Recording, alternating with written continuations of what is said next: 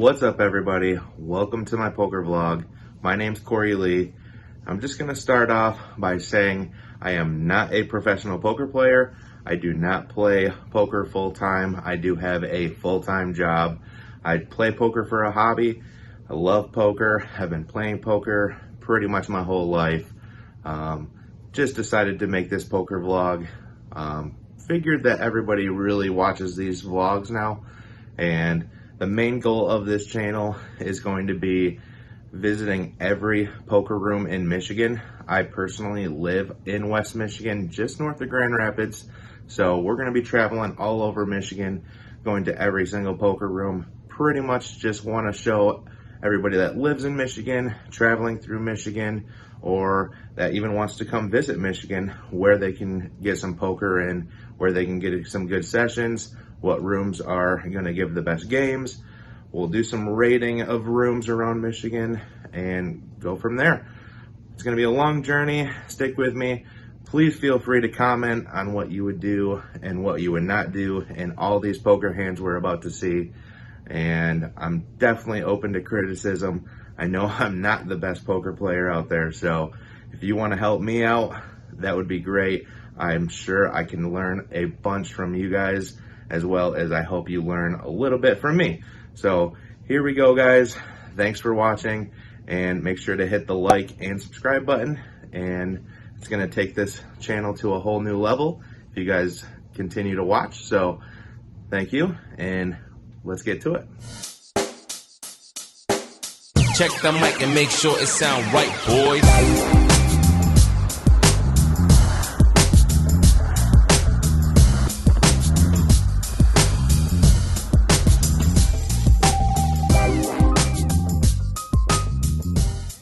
We make our way over to the cashier. We buy in for $500, which is the max. We sit down and quickly get involved. We look down at pocket nines out of the small blind. With 3 limpers in, we decided to raise it up to 12. And the middle position calls, the cutoff calls, and the button comes along as well. Going 4 ways to a flop, out of position, the board comes out 2, 2, 4, rainbow. With 4 players in and being out of position, we're gonna just go ahead and throw out $22. Really trying to just clear out the crowd, get a few to fold. Wouldn't even hate taking it down right here, which is actually what happens. The middle position folds, cutoff folds, and the button folds, and we take down our very first pot of the night. The next hand, we look down at a good-looking King Queen offsuit in the low jack. Two limpers to me, and we elect to raise this one up to $8.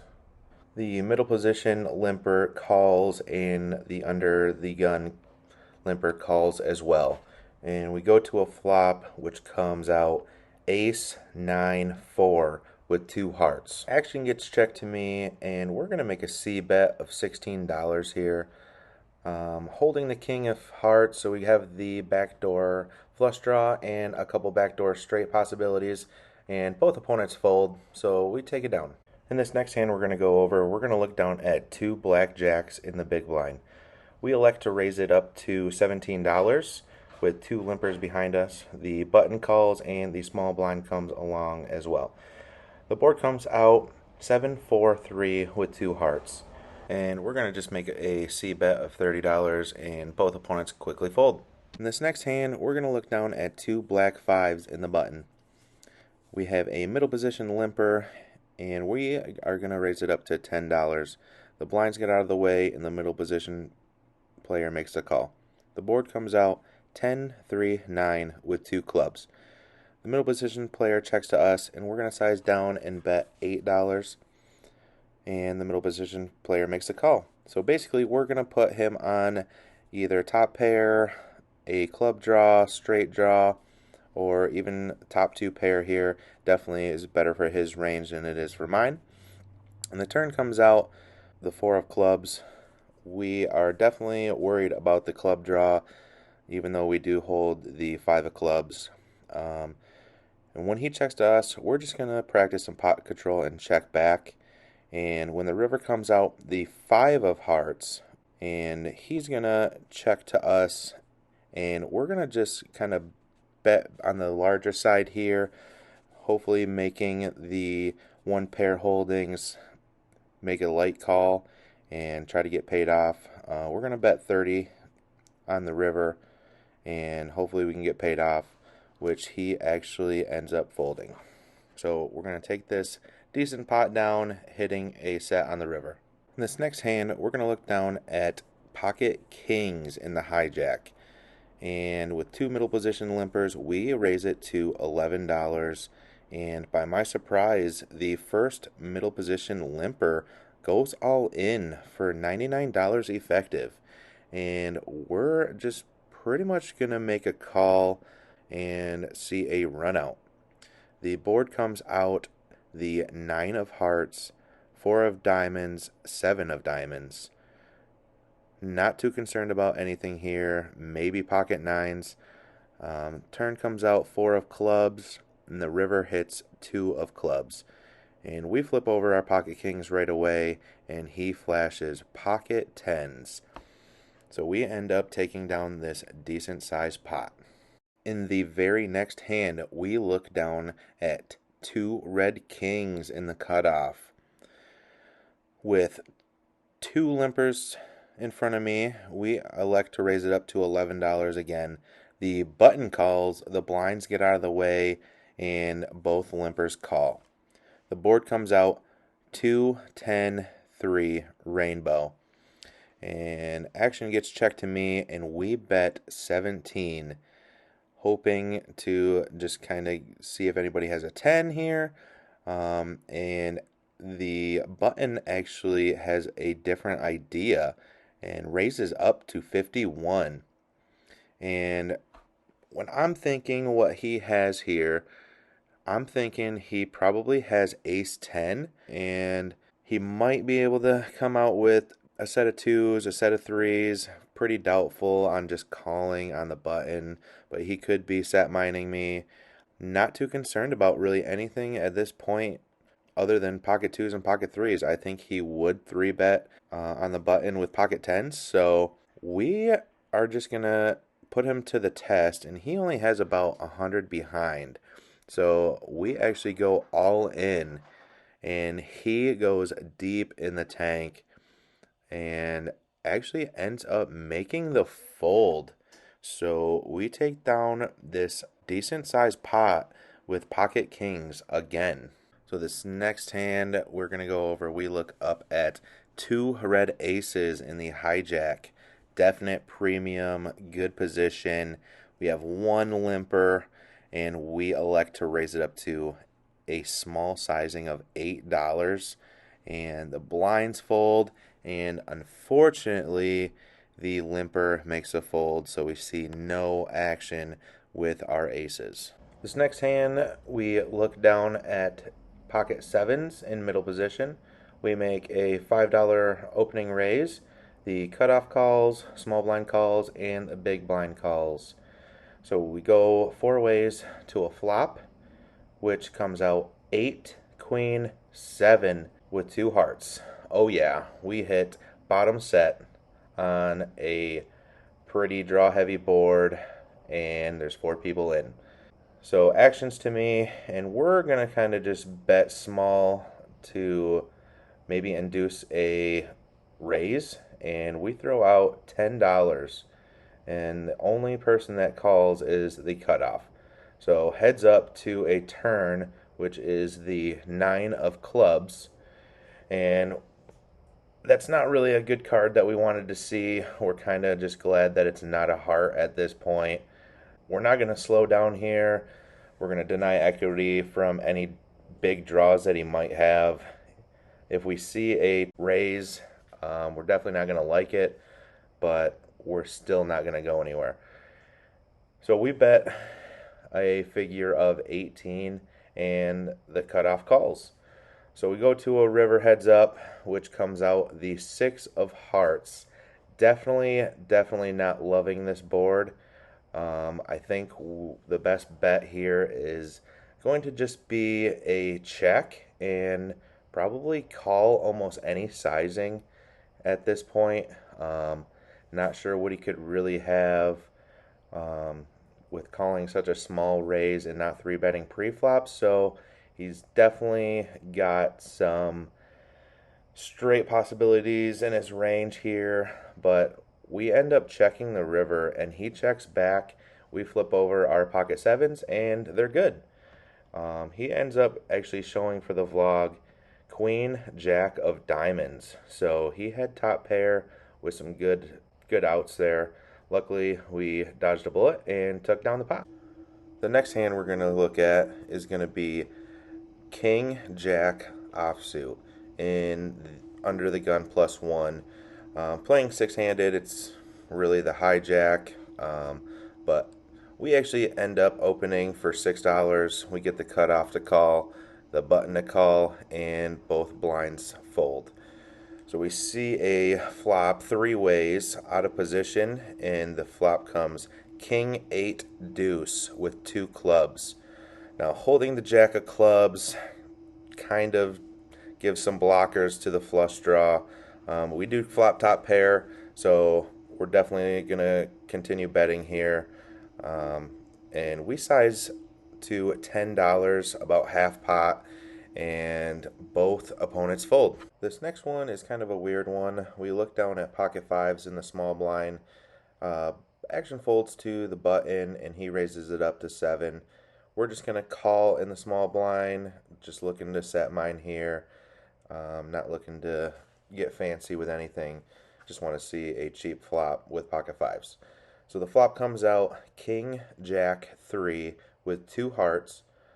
I check, button checks back. So we see a turn, which comes out the deuce of diamonds. And I think I might be ahead here. I don't think he is probably going to be holding too many kings or jacks with opening on the button. He's probably opening with ace X holding with a pretty weak ace. Might have just turned a wheel draw or even hit a pair of twos. So we're going to just check to him and probably call a small bet if he does bet, which he actually bets 7. And we're just going to make the call to see a cheap river. Hopefully we can dodge a bullet and make a decision there. So the river comes out the 4 of spades. Pretty clean river for pocket fives, not really putting him on a king or jack. Hopefully he has a 3 or a 2 with an ace. And we're just going to check and probably call almost any bet here unless he completely goes over the pot. And he actually checks back here. We flip over our pocket fives and they're good. In this hand, we look down at 8 jack of clubs in the small blind. And I think I played this whole hand horribly. So let me know in the comment section what you guys would have done. Clearly, 8 jack of clubs in the small blind is a fold 90% of the time. But with the action that I had, I tried to put a squeeze play on here, and it did not work out to start, but you guys will see how it finishes. And I'm going to let you know what my thought process was throughout this hand, and just let me know what you guys think. So we have a middle position limper.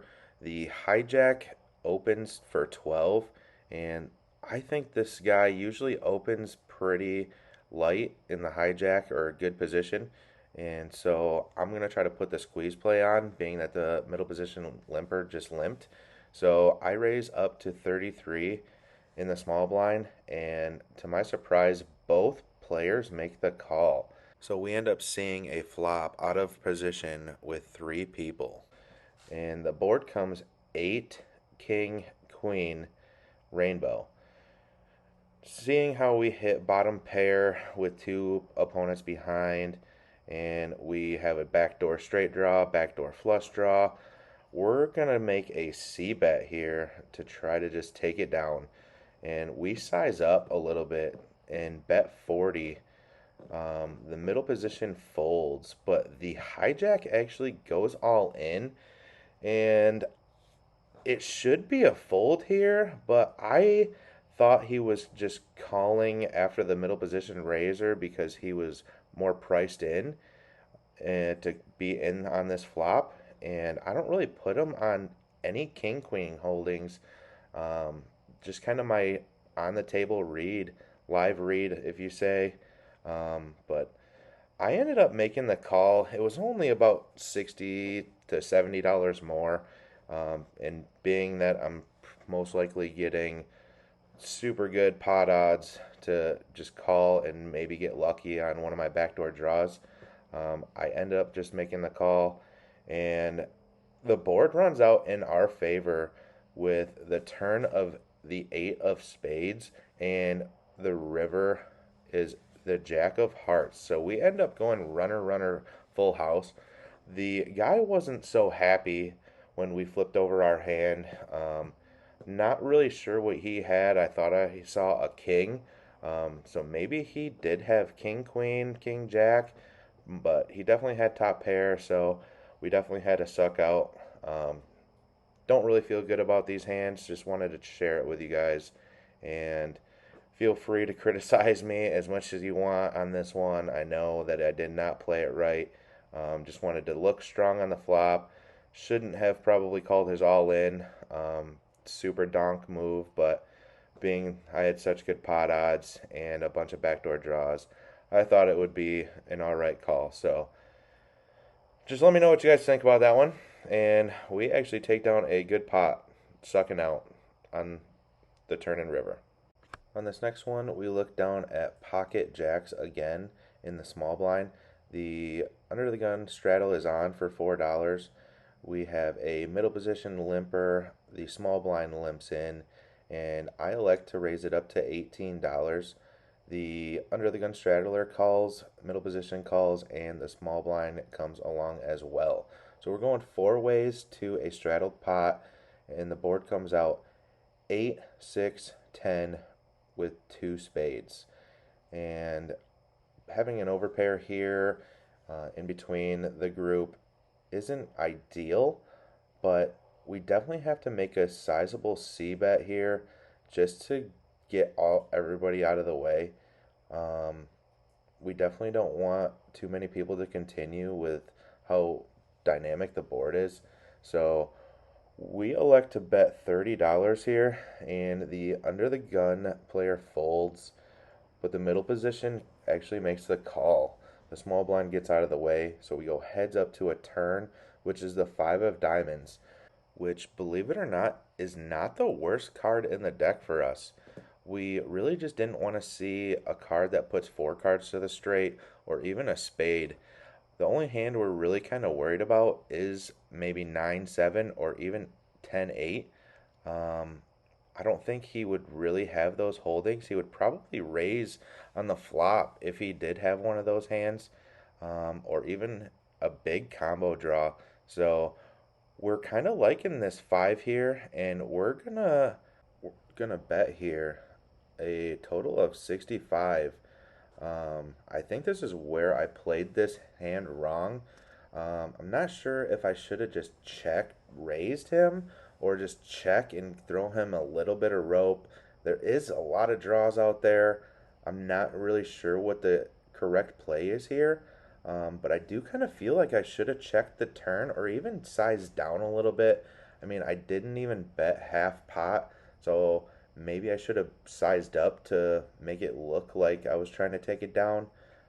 Let me know what you guys think about this hand too. I'm always up to analyze these hands in the comments, or if you did want to get a hold of me on social media, we can always discuss it there too. We ended up betting 65 on the turn, and he ended up folding. So we probably missed out on some money here, but we will definitely get him next time.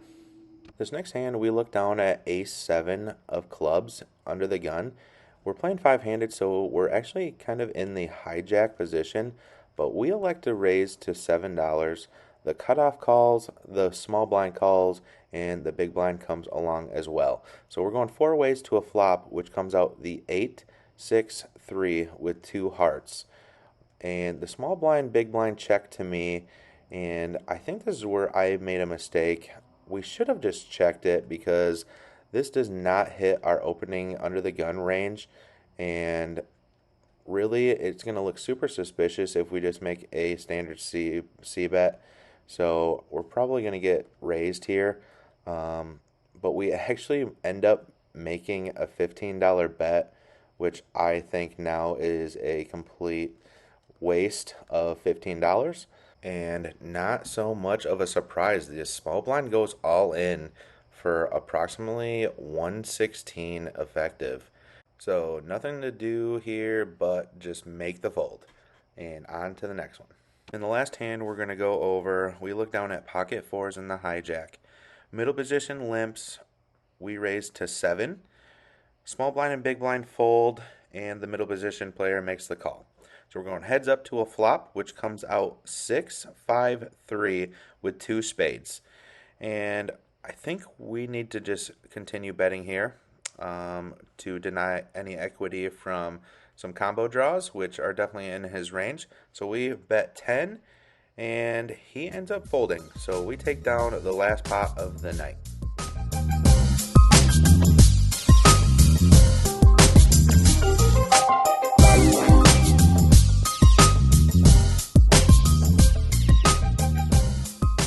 Well, that's it for this one, guys. Hope you guys enjoyed it. We did get into the game for 500 and cashed out for 877, making a profit of $377. So not too bad for this one. Had some run good, had some good cards, and I want you guys to comment on these 2 hands that we discussed in this vlog.